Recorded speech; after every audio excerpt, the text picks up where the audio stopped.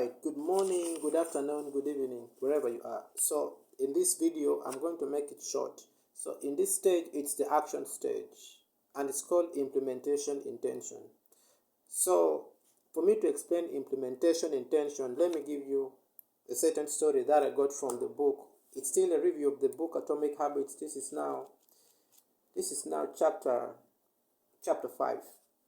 So a research was done in which 90 people were chosen to be involved in that research. So of those 90, they were split into 3 groups.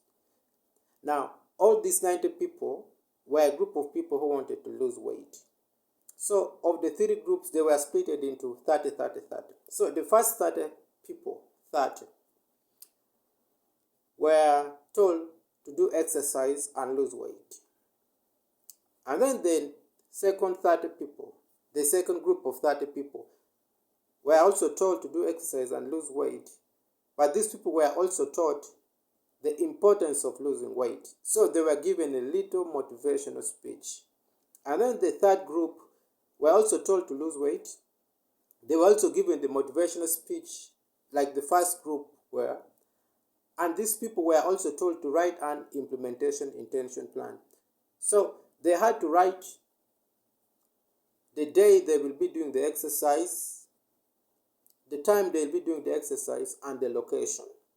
Now, after a month, then the feedback came back.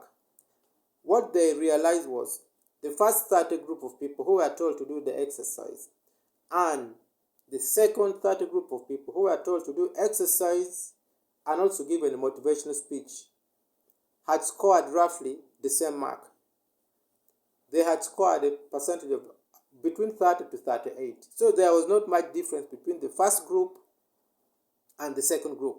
But then the third group, who were told to do the exercise, given a motivational speech, and also told to write an implementation plan, like to write the location, the date, and the time they'll be doing the exercise, scored over 60% more.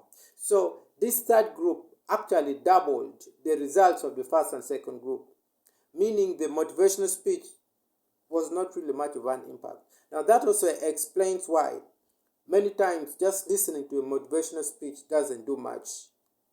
You need to specify the time in which you'll be doing what needs to be done, the date, and the location. Otherwise, you'll just end up not doing it. Besides, if you don't specify, if you're not very specific on the date, location, and time, you'll end up creating noise. Sometimes you think the reason why you didn't do what you're supposed to do was maybe because of, you can bring very many other excuses. But for the most part, the main reason is you just had noise. You were not clear. If you're not clear, you may end up saying yes to very many things. And when the time for you to do that thing comes up, you'll realize you haven't even done, because obviously things come by. So when you specify a specific time, date, and location, it helps you say no to other things that could derail you from the primary target. So that's implementation intention, which is something you should always do. Always be very specific. Locate the date, the time, and the location where you will be doing what needs to be done. And then another thing you could also do for you to take action is habit stacking. Now, habit stacking is where you add the new habit onto an existing habit. For example, every morning when you wake up, you brush your teeth. That's something you do.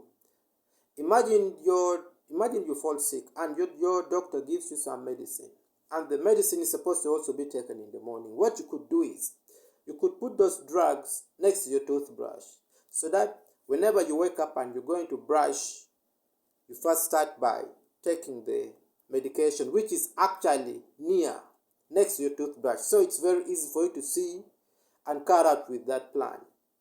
Now, habit stacking obviously works when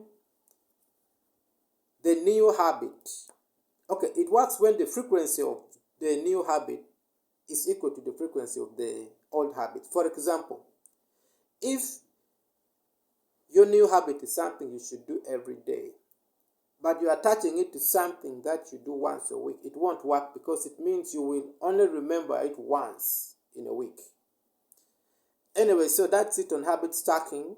So the take-home point is you need to be very clear on when you will do something, on the location, and the exact time. Otherwise, you will end up not doing anything and not even know why you didn't do it. And then with habit stacking, I've just said, attach the new habit on an already existing habit so that you don't forget. Thank you and see you in the next video. This is Tony E. Have a good day.